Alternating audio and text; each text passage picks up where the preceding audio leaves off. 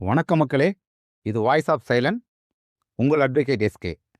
சாமானியனின் குரலாகவும், தமிழக வெற்றி கழகத்தின் கடைசி தொண்டனாகவும் உங்களோடு. இப்போ இந்த ஊழலை பற்றி நம்ம சுதந்திர இந்தியாவில் தமிழ்நாட்டில் குறிப்பாக அறிஞர் அண்ணா அவர்கள் சிஎம்ஆர் இருந்து 1969 இறந்ததுக்கு அப்புறம் இங்கே மோர் தென் பார்த்தீங்க அப்படின்னா ஒரு 56 வருஷம், 56 ஆண்டுகள் நடந்த ஊழலை தான் வெளில கொண்டு வரேன். என்னன்னா, அது கொஞ்சம் லென்த்தியான சப்ஜெக்ட். ஷார்ட்டாகவும் சொல்ல முடியாது, ரொம்ப விவரமாக சொன்னாலும் உங்களுக்கும் போர் அடிச்சு போயிடும். நான் ஷார்ட்டாக சொன்னால் உங்களுக்கு என்னன்னே புரியாது. ரொம்ப விவரமாக சொன்னேன்னு வச்சுங்களேன், இந்த சன் டிவிலலாம் போடுறான் பாருங்க தொடர், அது மாதிரி போயிட்டே இருக்கும். அதனால் என்னன்னா, எவ்வளவுக்கு எவ்வளோ இதை சுருக்கமாகவும் தெளிவாகவும் 56 ஆண்டுகால ஊழல்ங்கிறத உங்களுக்கு நான் வெளியே கொண்டாடணும்.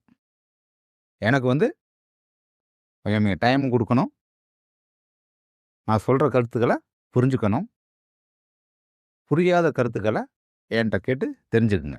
இந்த ஊழல்ங்கிற விஷயத்தை பற்றி நம்ம பேசும்போது மிக முக்கியமாக தெரிஞ்சுக்கிறது, ஊழல்ங்கிறது நம்மளோட உரிமைகளை அவங்க நேரடியாகவும் மறைமுகமாகவும் நம்மள்ட்ட பறிச்சது தான் இந்த ஊழல்.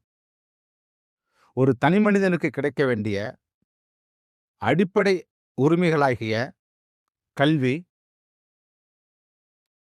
தரமான மருத்துவம், தரமான குடிநீர், இதை எல்லாத்தையும் அடிப்படை உரிமைகளையும் பிடுங்கியிருக்காங்க. எதை பிடுங்கியிருக்காங்க? தனி மனிதனோட அடிப்படை உரிமைகளை ஊழல்ங்கிற பேரில் நம்மகிட்ட பிடுங்கியிருக்காங்க. ஊழல் 1970 காலகட்டத்தில் முத்துவேல் கருணாநிதி முதலமைச்சராக இருக்கும்போது, அந்த காலகட்டத்தில் அதே இயக்கத்தில் இருந்த மாண்புமிகு முன்னாள் முதலமைச்சர் எம்ஜி ராமச்சந்திரன் மாநிலங்களவை உறுப்பினராக இருக்கிறார். அப்போ என்னன்னா, இவர் திமுகவோட பயணிக்கிறார். திமுகவோட பயணிக்கும் போது என்ன ஆகுது அப்படின்னா, இவங்களுக்குலாம் ஒரு இன்னைக்கு நம்ம தலைவரை சொல்லிட்டு இருக்காங்கல்ல, கவர்ச்சி கவர்ச்சி அப்படின்ட்டு. அதே மாதிரி எம்ஜிஆரோட கவர்ச்சியை வச்சு அவர் ஆட்சி எதுவும் முடிச்சிருவாருன்னு முத்துவேல் கருணாநிதிக்கு ஒரு அள்ளு விடுது. அள்ளு விட்டோன்னா என்ன பண்ணுறாரு அப்படின்னா, இவர் மேலே அபண்டமான பொய்களை சொல்லி கட்சியை விட்டு நீக்கிறார். அவர் கட்சியை விட்டு நீக்கணுன்னா, அவர் ஏதோ அதை புரட்சி தலைவர் எதை பற்றியுமே யோசிக்க கிடையாது. அடுத்த ஒரு வாரத்திலேயே அதிமுகவை அவர் ஃபார்ம் பண்ணிடுறாரு. அந்த காலகட்டத்தில் என்ன பண்ணுறாங்கன்னா, இந்த திமுக தீய சக்தி திமுக என்ன பண்ணுறாங்க அப்படின்னா, ஊழல். ஊழல்னா எது மாதிரி ஊழல் பண்ணுறாங்க அப்படின்னா, பொதுமக்களுக்கு சேர வேண்டிய சில விஷயங்களை ஊழல் செய்கிறாங்க. அதில் மிக முக்கியமான ஊழல் அப்படிங்கிறது என்னென்னா, விமானத்தை வச்சு பயிர்களுக்கெல்லாம் பூச்சி மருந்து தெளிக்கிறேன்னு ஒரு ப்ராஜெக்டை கொண்டாடுறாங்க. அதில் பார்த்தீங்கன்னா, அன்னைக்கு விவசாயத்துறை அமைச்சராக இருந்த தர்மலிங்கம், உங்களுக்கு புதுசாக இருக்கலாம், தர்மலிங்கன்னு சொல்கிறாரே யார் அப்படின்ட்டு. அவர் யாருன்னா, இந்த கரூரில் ஒரு விபத்து நடந்துச்சுல்ல, தலைவர் வரும்போது ஒரு விபத்து நடந்துச்சுல்ல, அடுத்த அரை மணி நேரத்தில் ஒரு 2-3 மேடை நடிகர்கள், செந்தில் பாலாஜி, நடிப்பு அரக்கன், கண்டிஷனை ஃபாலோ பண்ணுங்கடா, கண்டிஷனை ஃபாலோ பண்ணுங்கடா, என்ன ஆக்டிங் தெரியுமா? அடுத்து ஆஸ்காருக்கு பரிந்துரை பண்ணுவாங்கன்னு நினைக்கிறேன். அவரோட தாத்தா யாரு? இந்த தர்மலிங்கிறவர் யார் அப்படின்னா, அன்பில் தர்மலிங்கம். இந்த முன்னாள் கல்வித்துறை அமைச்சராக இருந்தார் அன்பில் மகேஷ் பொய்யாமொழி, நடிப்பு அரக்கன், அவரோட தாத்தா தான் அந்த தர்மலிங்கம். வருதா? வரிசையாக வருதா? தர்மலிங்கம் அப்போ என்னவானா, விவசாயத்துறை அமைச்சராக இருக்கார். அன்னைக்கு செய்த ஊழலோட மதிப்பு என்னன்னு பார்த்தீங்க அப்படின்னா 10 லட்சம். என்னடா அந்த 10 லட்சத்துக்காடா உட்காந்து பேசிட்டு இருக்க அப்படின்னு நீங்கள் நினைக்கலாம். ஒரு ஒப்பீடு, அன்னைக்கு கிலோ தங்கம் வெறும் 40,000 ரூபா. வெறும் 40,000 ரூபா கிலோ தங்கம். அப்போ இந்த 10 லட்சத்தோட மதிப்பு என்னங்கிறது கண்டிப்பாக உங்களுக்கு தெரிஞ்சிருக்கும். அடுத்த ஊழல் மதுரை மாவட்டம் சமயநல்லூர்ல ஒரு பவர் பிளான்ட் இருக்கு. அந்த இதை என்ன பண்றாங்க அப்படின்னா, ஒரு தனியாருக்கு வந்து குத்தகைக்கு உள்ள விற்கிறாங்க. அந்த ஆட்சி காலத்துல தொழில்துறை அமைச்சரா இருந்த மாதவன் இவர் தான் இந்த பவர் பிளான்ட்டை விற்கிறாரு. அதுல ஒரு பெரிய முறைகேடு பார்த்தீங்கன்னா, அரசு ஊழியர்கள் நியமிக்கிறதுல முறைகேடு, அடுத்தடுத்து ஒவ்வொன்றிலையும் முறைகேடு நடந்தோடனே இவர் வந்து 72ல வெளில வந்துடுறாரு. யாரு? எம்.ஜி. ராமச்சந்திரன் வந்து வெளில வந்தோடனே என்ன பண்றாரு அப்படின்னா, மத்திய அரசுக்கு இவங்க செஞ்சுட்டு இருக்க தமிழ்நாட்டில் செஞ்சுட்டு இருக்க ஊழலை பட்டியலிட்டு, அப்போ இந்திரா காந்தி பிரைம் மினிஸ்டரா இருக்காங்க, அவங்கள்ட்ட இந்த ரிப்போர்ட்டை கொடுக்குறாங்க. இந்த ஊழலை வகைப்படுத்தி எவ்வளவு ஊழல் பண்ணியிருக்காங்க அப்படின்னு ஒரு ரிப்போர்ட்டை கொடுக்குறாங்க. இந்த ரிப்போர்ட்டை நம்ம பார்த்துட்டு அந்த டயத்தில் வந்து எமர்ஜென்சி வேற, எமர்ஜென்சி அலோன்ஸ் பண்ணிட்டாங்க. இந்தியாவில் எமர்ஜென்சி அலோன்ஸ் இருக்கு. ஆனால் அந்த அம்மா என்ன பண்ணுறாங்க அப்படின்னா, உச்ச நீதிமன்றத்தில் ஓய்வு பெற்ற நீதிபதி ரஞ்சித் சிங் சர்க்காரியா இவரை வச்சு ஒரு கமிஷன் வந்து போடுறாங்க. அதைத்தான் இவங்க பிற்காலத்தில் என்ன பண்ணிட்டாங்க அப்படின்னா, அவங்க போட்டது சர்க்காரியா கமிஷன். இவங்க என்ன பண்ணிட்டாங்கன்னா, அந்த கமிஷனை கட் பண்ணிட்டு, இவங்க கமிஷனில் பேர் போனவங்களாச்சே கட் பண்ணிட்டு சர்க்காரியா ஊழல்னு மாற்றிட்டாங்க. இன்னும் சர்க்காரியா வந்து இங்கே ஊழல் பண்ணுற மாதிரி சர்க்காரியா ஊழல்ன்ட்டாங்க. இது ஆனால் அந்த அம்மா என்ன பண்ணுறாங்க அப்படின்னா, மாண்புமிகு உச்ச நீதிமன்ற ஓய்வு பெற்ற நீதிபதி ரஞ்சித் சிங் சர்க்காரியா வச்சு இந்த கமிஷனை அமைக்கிறாங்க. அவரும் வந்து எல்லாமே ஆய்வு பண்ணுறாரு, எல்லாத்தையுமே இது பண்ணுறாரு. ஆள் தெரிச்சிட்டாரு. அது மாதிரி அவர் பார்த்ததே கிடையாது. அவரோட வாழ்நாளில் இது மாதிரி ஊழல் பார்த்ததே கிடையாது. என்னடானா, அப்படியே பேப்பர் வாய்ஸ் கரெக்ட். நீங்க ஃபர்ஸ்ட் எடுத்து பார்த்தீங்க அப்படின்னா, அது ஊழல் நடந்த மாதிரியே இருக்காது. அந்த அளவுக்கு திறமையா ஊழல். ஆனா இவர் ரிப்போர்ட் போய் கொடுக்குறாரு. அவர் ரிப்போர்ட் கொடுக்கும் போதே என்ன சொல்லி கொடுக்குறாருன்னா, இது சயின்டிஃபிக் கரப்ஷன் அப்படிங்கிறாரு. விஞ்ஞான ஊழல் அப்படின்னா நம்மாட்ட வந்து ரிப்போர்ட்டை கொடுக்குறாங்க. இந்தியா சுதந்திரம் அடைஞ்சதுக்கு அப்புறம் 1950ல் இந்தியா குடியரசு ஆனதுக்கு அப்புறம் இந்நாள் வர ஊழல் செஞ்சதுக்காக ஒரு ஆட்சியை கலைச்சது. இன்னைக்கு சொம்பு தூக்கிட்டு அலைஞ்சிட்டு இருக்காங்க இல்ல, 50 வருஷ பவள விழா பாப்பா, 75 வருஷ பால்டைன் பாப்பா அப்படின்னு சொல்லிட்டு அலைஞ்சிட்டு இருக்காங்க இல்ல, இவங்க ஆட்சியை தான் அந்த முத சுதந்திர இந்தியாவில் ஆர்டிக்கல் 356 பயன்படுத்தி ஊழல் செஞ்சதுக்காக கலைக்கப்பட்ட ஆட்சி முத்துவேல் கருணாநிதி செய்து கொண்டிருந்த ஆட்சி. இந்த முக்கிய ஊழலை வெளில கொண்டதுக்கு மிக முக்கியமாக இருந்தவர் தான் எம்.ஜி. ராமச்சந்திரன். இந்த பவள விழா பாப்பாவோட முதல் கட்டம், பவள விழா பாப்பா இருக்க பண்ண ஊழலுக்காக ஆட்சியை இழந்து உட்காந்துருந்தாங்க. அதுக்கப்புறம் பார்த்தீங்கன்னா 1977ல் எம்.ஜி. ராமச்சந்திரன் தமிழக முதல்வராக பதவியேற்று மந்திரி சபையை அமைக்கிறாரு. திறம்பட ஆட்சி பண்ணுறாங்க. சில நல்ல திட்டங்கள், சத்துணவு திட்டம், மக்களுக்கு தேவையான அடிப்படை தேவைகள், அதில் வந்து ரொம்ப கவனம் செலுத்துறாரு. செலுத்தி ஆட்சி செஞ்சுட்டு இருக்கும்போது அவர் காமராஜர் ஆட்சி காலத்தில் இருந்த மதிய உணவு திட்டத்தை அதை மாடிஃபை பண்ணி சத்துணவு திட்டமாக மாற்றினார். நல்ல விஷயம் அது. அப்போ அவர் ஆட்சி பண்ணதில் வந்து எப்படின்னா, அவர் வந்து மக்களுக்கான ஒரு திறமையான ஆட்சியை செஞ்சுட்டு இருக்கும்போது அதில் உள்ளே இருந்தாங்க பார்த்தீங்களா சில அயோக்கியர். ஆனால் ஊழல் பண்ணுறோம் அப்படின்னா நல்லவனா சொல்ல முடியும், அயோக்கியம் தான் சொல்ல முடியும். கஷ்டப்பட்டுனா அது நான் பொறுப்பாக முடியாது. மக்களோட வரிப்பணத்தையும் மக்களோட கிடைக்க வேண்டிய அடிப்படை உரிமை திருடுற நீங்கள்லாம் உனக்குலாம் என்ன மரியாதை கொடுக்கணும் சொல்லு, ஃபஸ்ட்டு கேட்டு சொல்லு. எதுக்கு மரியாதை கொடுக்கணும்? அதில் அப்போ ஒரு மாமா இருந்தார், அவர் பேர் காளிமுத்து. என்னடா காளிமுத்த மாமான்னா என்னோட மாமா கிடையாது, அதை நீங்கள் தெரிஞ்சுக்கணும். என் மாமாலாம் கிடையாது. எங்கள் அக்கா விஜயலட்சுமி இருக்காங்க பார்த்தீங்களா, அவங்க மாமா கெட்டவன் இல்லை, கேடு கெட்டவன். அந்த மாமாவோட மாமா தான் அந்த காளிமுத்து மாமா. என்ன பண்ணுறாரு அப்படின்னா, அவரோட நேர்முக உதவியாளர் ஒருத்தன் இருக்கான் ராபின் அப்படின்ட்டு.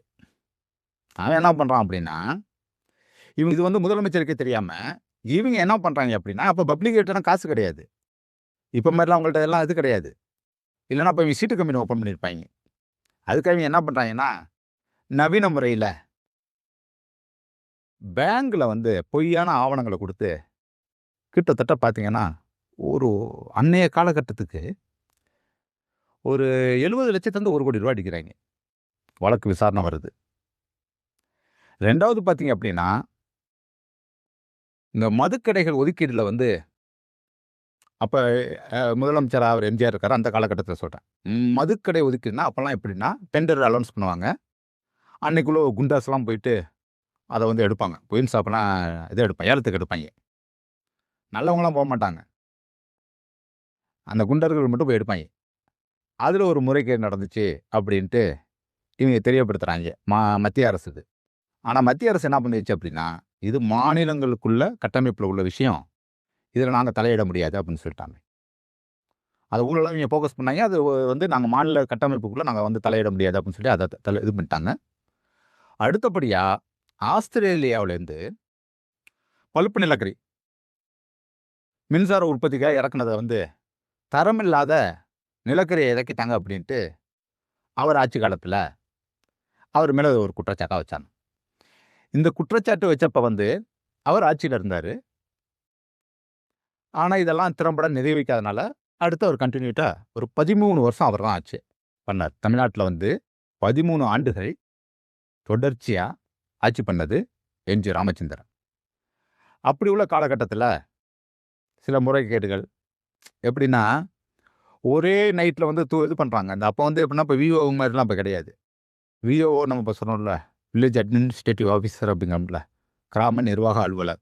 அப்ப அந்த முறை கிடையாது. கிராம கணக்கீட்டாளர் அப்படின்னு ஒரு போஸ்ட் வச்சிருப்பாங்க. அந்த போஸ்டிங் என்ன பண்றாங்கன்னா, ஒரே நைட்ல காலி பண்றாங்க. அதுல வந்து மொத்தம் 24,000 பேர் வந்து அதுல பதவியிடப்பட்டாங்க. அதுக்கப்புறம் விஏஓ முறைய கொண்டாடுறாங்க. அப்ப வந்து அதுல ஒரு ஊழல் நடந்துச்சு. அந்த போஸ்டிங் போடுறதுல அப்படின்னு அவர் மேல ஒரு அலிகேஷன உண்டு பண்ணாங்க. அதையும் அவங்க நிரூபிக்க கிடையாது. இவர் செஞ்ச விஷயங்களோட, இவர் செஞ்ச நல்லதுகள் வெளியில தெரிஞ்சதுனால, மக்கள் வந்து இவர் டைரக்ட்டா எதுவும் செய்ய கிடையாது. இவர் மந்திரி சபையில உள்ள குப்பைங்க. எல்லாத்தையும் இந்த குப்பைங்க வருவாய்ங்க. அத ஐயோ! அது நீங்க என்ன பண்ணாலும் அத ஃபில்டர் பண்ண முடியாது. இவங்கலாம் யாருன்னா, இந்த நாயெல்லாம் இருக்கு பார்த்தீங்களா? போய் கஷ்டப்பட்டு எங்கேயாவது 2 கல்லடி வாங்கி ஒரு 4 சோத்த தின்னுட்டு வந்து படுத்து கிடக்கும். ஆனா, அந்த ஒட்டுண்ணிம்பாய்ங்க அதுல. அது சாப்பிட்டு வந்த ரத்தத்த அப்படியே அதுக்கே தெரியாம குடிக்கும். அந்த நாய் கிட்ட இருக்க ஒட்டுண்ணிய தான் இந்த ஊழல் செய்றவய்ங்க. அவரோட மந்திரி சபையில இருந்தாய்ங்க. அதெல்லாம் அவர் என்ன பண்ணுவாருன்னா, ஆக்ஷன்ல அந்த சும்மா அந்த இது பண்றேன், பதவிய எடுத்து விடுறேன், இது பண்றேன், விசாரணை கமிஷன்லாம் கிடையாது. நேரா ராமவரம் தோட்டம் முடிச்சு விட்டுருவாரு. பனிஷ்மென்ட் தான். அதனால பயப்படுவாய்ங்க. எம்ஜிஆர்ட்ட வந்து இது பண்றதுக்கு ரொம்ப பயப்படுவாய்ங்க. கைய வச்சோம்னா தொலைச்சிருவாரு அப்படிங்கிறது. அந்த பயத்தோட தான் இருந்தாய்ங்க. இது ஒரு காலகட்டம். 87ல வந்து அவர் இறந்துர்றாரு. ஒரு சில விஷயங்கள நான் வந்து விளக்கமா சொன்னா தான், அடுத்த விதமான காலகட்டத்துக்கு அத நான் வந்து கொண்டு போறதுக்கு கரெக்ட்டா இருக்கும். 87ல இறந்ததுக்கு அப்புறம், அப்ப வந்து அவரோட மனைவி ஜானகி அம்மாள் வந்து முதலமைச்சரா பதவியேற்கிறாங்க. அப்ப பதவியேற்கும்போது ஜெயலலிதா, மிச்ச நபர்கள் எல்லாமே சேர்ந்துக்கிட்டு ஒரு எதிர்ப்ப தெரிவிச்சு, அணி 2ஆ பிரியுது. ஜே அணி, ஜா அணி, ஜானகி அணி அப்படின்னு பிரியுது. இத வந்து ஆனா பிரியுது. இங்க ஏற்படுற சில சட்ட சிக்கல்னால நேரடியா ஜனாதிபதி ஆட்சிய அலோன்ஸ் பண்ணிடுறாங்க தமிழ்நாட்டுல. 1 வருஷம் ஜனாதிபதி ஆட்சி வந்து இங்க நடக்குது. 89 காலகட்டத்தில மறுபடியும் எலக்ஷன் கன்டெஸ்ட் பண்றாங்க. மறுதேர்தல் வரும்போது அதிமுகவ பார்த்தீங்கன்னா, ஜானகி அணி இரட்டை புறாவுலயும், ஜெயலலிதா அணி சேவல் சின்னத்தில நிக்கிறாங்க. இத வந்து இந்த பவளவில்லா பாப்பா, தீய சக்தி பயன்படுத்திக்கிட்டு இவங்க 89ல மறுபடியும் எம்ஜிஆர் இருக்க வர அந்த சேரையே இவங்க பார்க்க முடியாத சூழ்நிலை வச்சிருந்தாரு. எப்படி?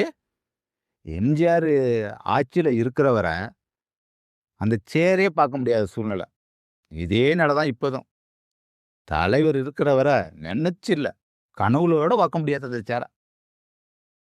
தலைவர் இருக்க வர தமிழகத்தின் நிரந்தர முதல்வர். நீங்க கூவிட்டு இருக்கலாம் 6 மாசத்துல கலைஞ்சிரும், 6 வருஷத்துல கரைஞ்சிரும் அப்படின்னு குவிக்கிட்டே இருக்கலாம். அத தவிர உங்களுக்கு என்ன தெரியும்? ஒண்ணுமே தெரியாது. இந்த காலகட்டத்துல என்ன ஆகுது அப்படின்னா, இந்த அம்மாவும் உள்ளார போறாங்க, சட்டசபைக்குள்ள போறாங்க. ஏன்னா, இப்ப நான் அம்மான்னு சொல்லுவேன் அவங்கள. ஏன்னா, அப்ப அவங்க மேல எந்த விதமான கரப்ஷன் கேஸ் எதுவுமே கிடையாது. ஆனா, பின்னாடி வர இதுல வந்து, அவங்கள நான் வந்து அம்மான்லாம் சொல்லிலாம் பேச மாட்டேன். அதனால சொல்றேன். அந்த அம்மாவ என்ன பண்றாங்க அப்படின்னா, இவங்களுக்கு தெரிஞ்ச 2டே விஷயம் தானே. தனிநபர் தாக்குதல் பண்ணுவாய்ங்க. இப்ப தலைவர பண்ணிக்கிட்டு இருந்தாங்கல்ல. இல்லாட்டா அப்படின்னா அட்டாக் பண்ணுவாய்ங்க. இந்த அம்மாவ சட்டசபைக்குள்ள வச்சு, அதோட சேலையெல்லாம் உருவுறாய்ங்க. இது பெரிய கலவரமா வருது. ஆன உடனே என்ன ஆகுது அப்படின்னா, சட்டம் ஒழுங்கு வந்து சீர்கெடுது கொஞ்சம்.